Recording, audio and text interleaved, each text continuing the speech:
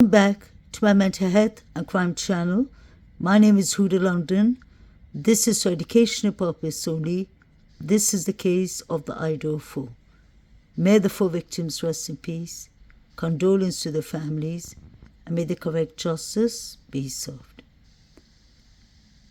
This is just my opinions, my thoughts, my speculations, and it's all alleged. I wanted to share some pictures with you.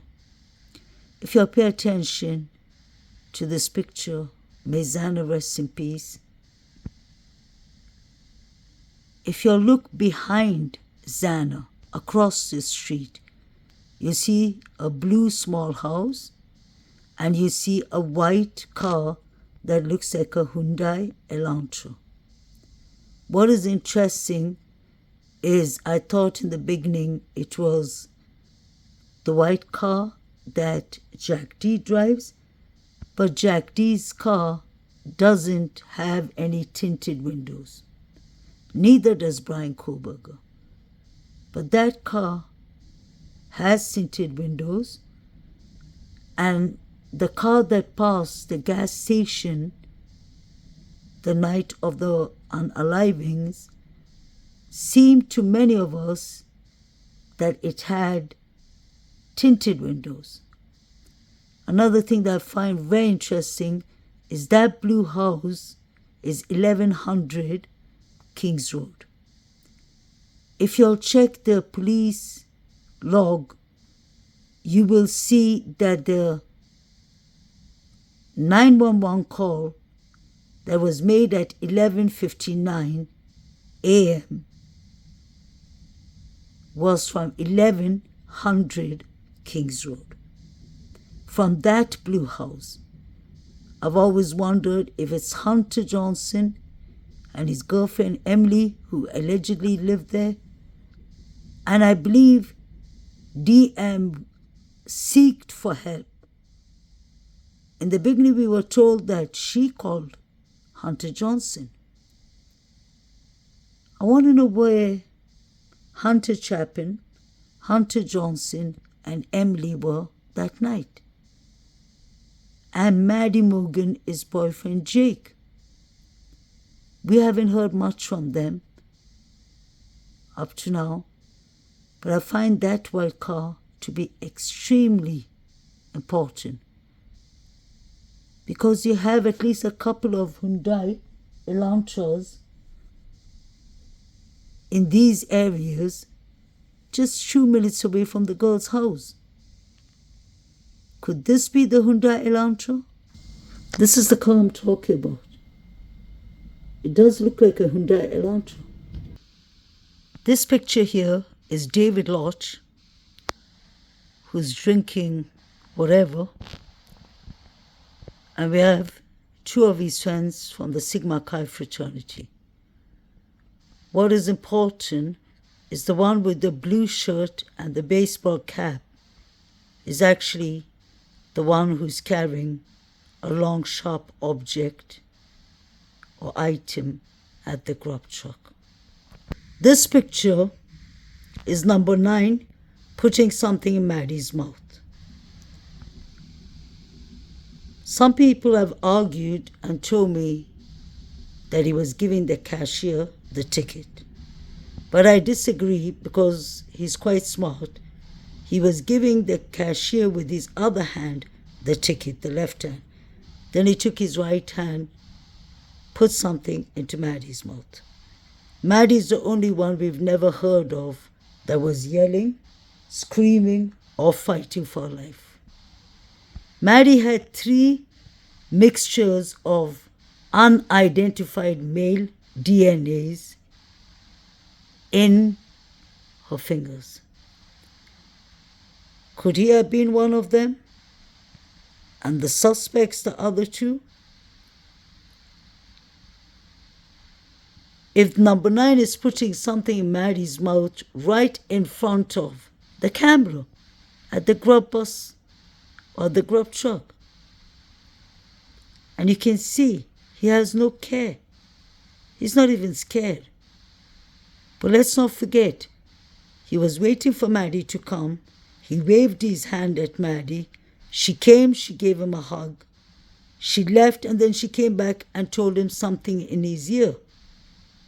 And he went to the corner and picked up whatever he picked up. So it wasn't like Maddie was forced to take anything. It was like Maddie knew what she wanted. May she rest in peace. So I wonder, what did he put in her mouth? Could he have overdosed her?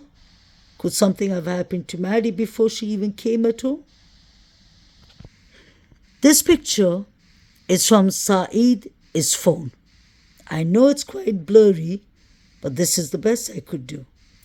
If you'll notice, you can see 3 figures, 3 people kneeling on the floor, standing or sitting, and there's a person standing right next to them. This was the glove that was found outside 1122 Kings Road. These are the pictures Saeed was watching on his phone. I know they're blurry, but you can clearly see 2 people. One who has something red on, a jacket and a cap. I believe this was all inside 1122 Kings Road. The glove looks like an electrician glove. This is the guy at the grub truck. I've zoomed into his hand and you can clearly see he's wearing a black, thick glove. I personally believe it was the same glove that was found outside 1122 Kings Road. There's the glove. It looks like a perfect match. I'm sure they came running out of the front door. They didn't lock it or close it, and he dropped his glove here. There, you see him with the glove?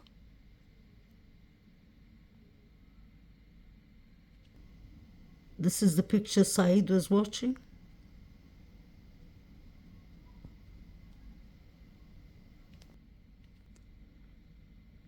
This young man is carrying a machete. And he's a friend of David Lott and the tall guy.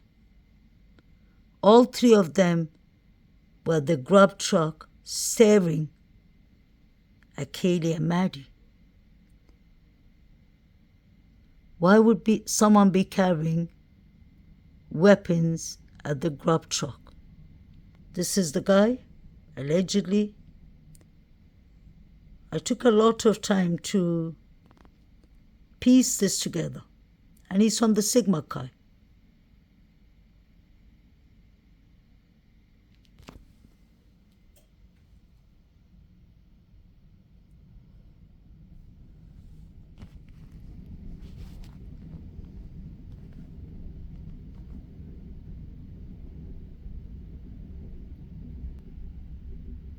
Poor Kaylee. She was trying to warn us. She's trying to tell us something. She took a picture of Showalter and Jovito. Kaylee's father and mother used to say in the interviews that when Kaylee was nervous or she thought that someone was stalking her, she would take out her phone and start recording. Was Kaylee giving us a message? These unalivings happened on the 13th of November. On the 15th of November was Hannah Clear's birthday. May she rest in peace. Hannah Clear died of sleeping pills overdose.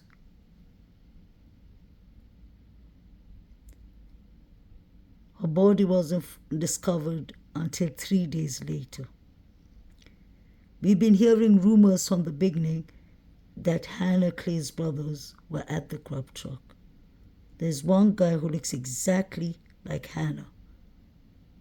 And I personally have heard many times that the brother came to take revenge for Hannah, because apparently Hannah was being bullied by either Maddie or Kaylee. Then we have Hudson Lindo, who was unalived, and his body was found at Paradise Creek. Hannah Clay's unaliving happened before the girls, I believe, moved to 1122 Kings Road.